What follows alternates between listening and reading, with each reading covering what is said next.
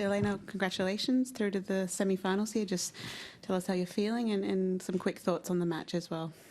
Yeah, super happy to be in semi-finals, and yeah, played really well today, even with this rain delay and everything. I think that overall the match was very solid for me. Okay, who'd like the first question? Rob?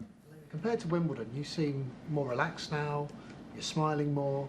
Can you just explain why you're perhaps happier in this slam? Is it because you're a slam champion, or you're a bit older, wiser, or what you went for at Wimbledon? Why do you seem a lot more sort of smiley and happier now? Well, I think that of course I got all the experience at Wimbledon, and it's helping me now this time here in Australia, and I know what to expect, and for sure it's just easier in this case after Wimbledon, and feeling good on the court and just really enjoying every match I'm playing here.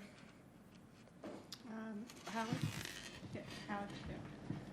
Yeah. You mentioned the rain delay. It came at an important moment in the match, right before you were going to have that break point. How did you spend that time, and how did you prepare yourself to be ready to pick it right back up when play resumed? I think I had this advantage. I was up 3-1, and it was, like you said, break point. But in the end, I think that it was still a bit easier for me. And I knew that she serves really well, and no matter what happens in this game, the next game I'm serving, so it was kind of an advantage. And the break was not so long, so in the end I just stayed a bit in the gym, warm up again, talked with the team, and went again on court. Okay, Prajwal, and then the gentleman behind you, Prajwal. Alina, I wanted to ask you about your serve. Was it always the biggest shot in your game? Is it something that you developed over the years? And if so, how did it become the weapon it is today? I would say that I always served big, but for sure when I started to work with my coach, we did a lot of changes on the technique, and like this I gain even more power, and yeah, it's my weapon on the court, and of course we're trying to work on it, and yeah, it's always a lot to improve. Okay, that gentleman there, then Yannick, then Matt. Speaking about the serve again, you had the most aces in this tournament. Also had it at Wimbledon. Do you think it's a weapon that is not as used in the women's game, and should be? Tough to say for me, because I think compared to other girls, I'm quite tall. I mean, there is other girls which are also strong and tall, but for sure, I think it's not only about the height. It's very important to have good biomechanics, technique, and everything kind of like together you can serve better. Well, I'm happy with my serve, and I guess everybody else needs to think if in this aspect they need to work more or not, because some girls they're fine, maybe not with the speed, but they have good angles on the serve. They're opening the court, so I think everybody is different, and everybody just trying to do what's best for them on the court. Okay, Yannick, and then Matt. Yannick. Congrats. If I may put a general question, just from your own perspective, since you started to play for Kazakhstan, how much support you still get from Moscow, from Russian fans in general? Did this change anything, or do you think the support from Russian fans is still big, especially when you win on such big stages? Well, I think I get a lot of support around the world, but mostly I think that it's from Kazakhstan for sure, and tough to say for me, because the best support, let's say, I got, not the best, but like first feeling where I really got a lot of support, it was at the Olympics when I played, and it was no crowd there, but it's just receiving all the messages and everything. So I think it's a little bit of from everywhere, but mostly from Kazakhstan. Okay, Matt.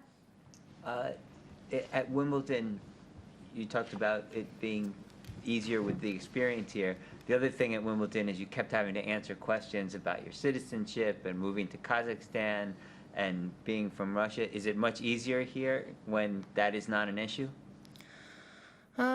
Well, first of all, like I was saying there, I had tough period before Wimbledon in the sense of I was very tired mentally. I played a lot of tournaments, so I was not at my best, and I took a break. So it was kind of not really expected win at Wimbledon, but here it's different because first of all, I already did it once, and of course.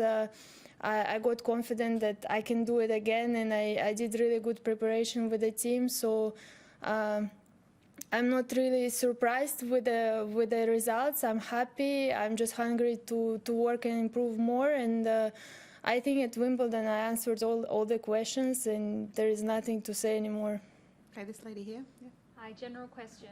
A recent documentary spoke to female players about their sponsorship opportunities and how it helped them throughout their career. Have you found throughout your career that you've had enough support?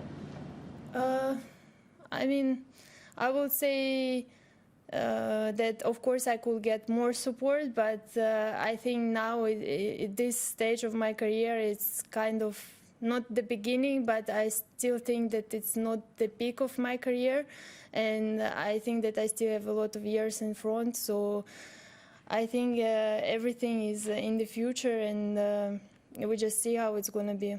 Okay. Did you still have one, sir? Here? No? Yes. Did you have one? Yeah. Go for it. You had to play first round match on court 13. Did that kind of frustrate you? Does that put some fire in your belly? As the most recent champion of Wimbledon, it's kind of.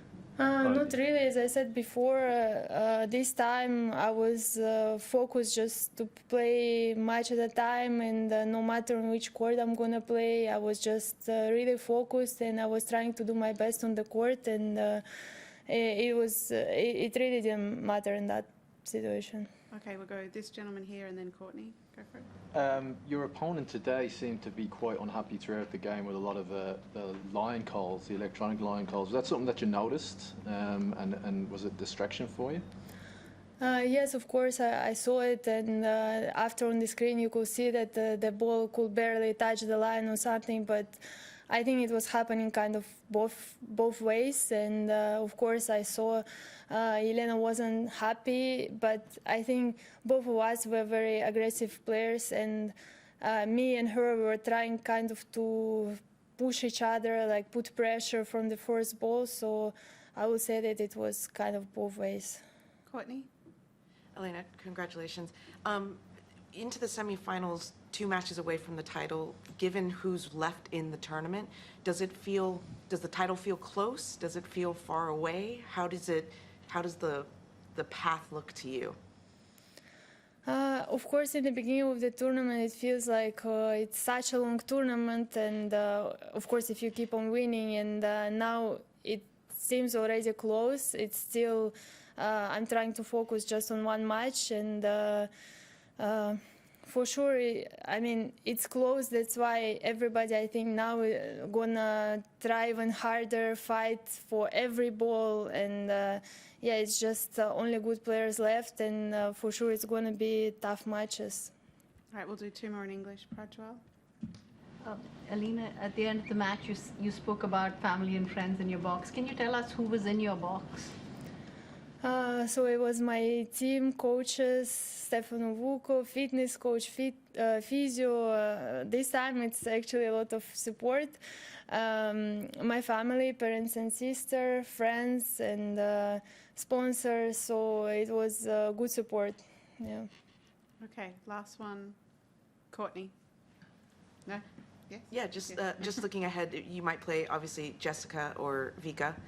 Can you just talk about both of those matchups and if you consider them tough opponents? Yeah, for sure, they're tough opponents for me, and we know each other well, and was a tough match against Jessica in Guadalajara, but there it was also special conditions, and against Vika in Indian Wells, so tough opponents, but like always, I will try to prepare, I will try to watch the matches, analyze, think about this, and for sure I'm gonna give my best on the court.